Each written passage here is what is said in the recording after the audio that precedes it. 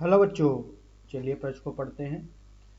दो मित्र ए तथा बी एक खुले मैदान में एक दूरी पर खड़े हैं जहां हवा ए से बी की ओर बह रही है। ए एक ड्रम को ठोककर आवाज निकालता है जिसे बी T1 समय बाद सुनता है। अब ए तथा बी अपने अपने स्थान बदल लेते हैं। पुनः ए ड्रम को ठोकता है और बी आवाज को T2 समय बाद सुनता है। इतनी सूचना के आधार पर स्थिर हवा में ध्वनि की चाल v तथा मैदान में हवा की चाल u निकालें। तो आइए बच्चों, प्रश्न के लिए सर्वप्रथम एक उचित मुख्य अवधारणा की चर्चा करते हैं।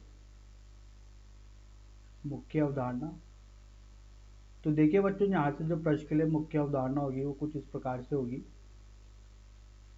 कि बच्चों यहाँ पर एक वस्तु है a जिसका वेग है बच्चों v है, और दूसरी वस्तु है बच्चों यहाँ पर b जिसका इसी दिशा में वेग है बच्चों vb। तो बच्चों यहाँ पर अगर सापेक्षित वेग की बात की जाएगी कि a के सापेक्ष b का वेग किस प्रकार से दिया जाए, तो वो दिया जाता है बच्चों va ऋण vb से। अगर बच्चों यही दो वस्तु जिसका बच्चों इसी दिशा में वेग v है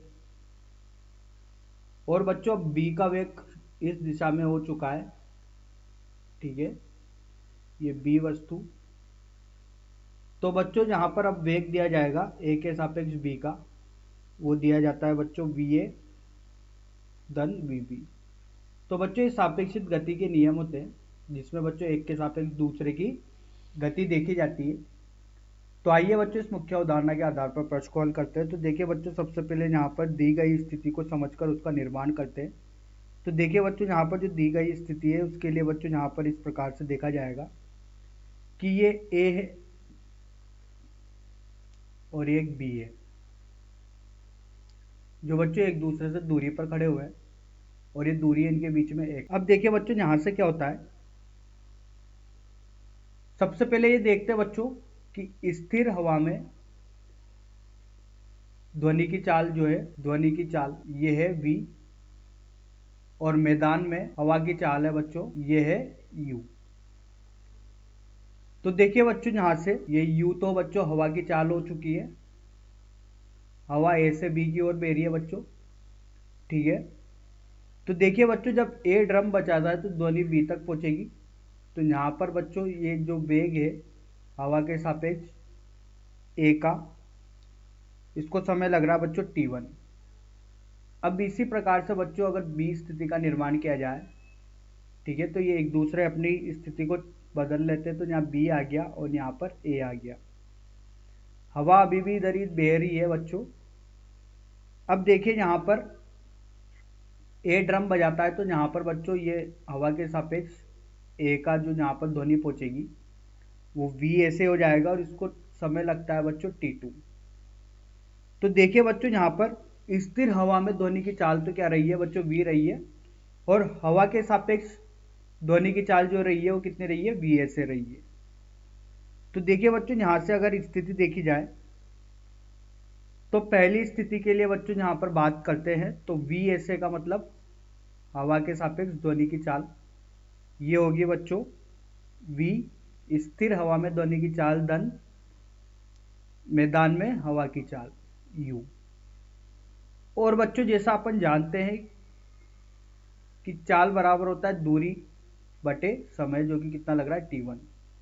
इसी प्रकार से बच्चों दूसरी स्थिति की बात की जाए तो दूसरी स्थिति के लिए v ऐसे का मान होगा बच्चों v ऋण u। तो v ऋण u बच्चों बराबर होगा x बटे, यहाँ पर समय लग रहा है बच्चों T2। तो इसको समीकरण नंबर 1 नाम देते हैं और इसको समीकरण नंबर 2 नाम देते हैं। अब देखिए बच्चों, यहाँ पर समीकरण नंबर 1 और 2 से v और u के मान निकालने। तो देखिए बच्चों, सर्वप्रथम क्या किया जाता है, 1 को जोड़ देते 2 के साथ। तो देखिए बच्चों, यहाँ से मिलता है 2v बराबर x बटे T1 धन x बटे T2।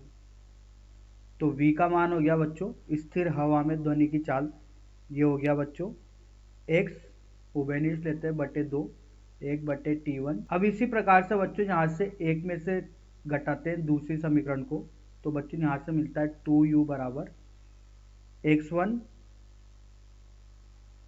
सॉरी x बटे t1 ऋण x बटे t2।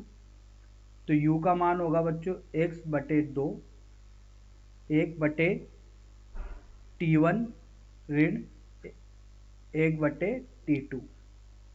ठीक है, तो यही मान पूछे गए थे बच्चों स्थिर हवा में ध्वनि की चाल, जो कि बच्चों v है, और u था बच्चों यहाँ पर मैदान में हवा की चाल। ठीक है, तो स्थिर हवा में ध्वनि की चाल v और u मैदान में हवा की चाल। तो यही अपने प्रश्न के उत्तर है बच्चों, v और u के मान। आशा करता हूँ आपको यह समझ में आया होगा। धन्यवाद।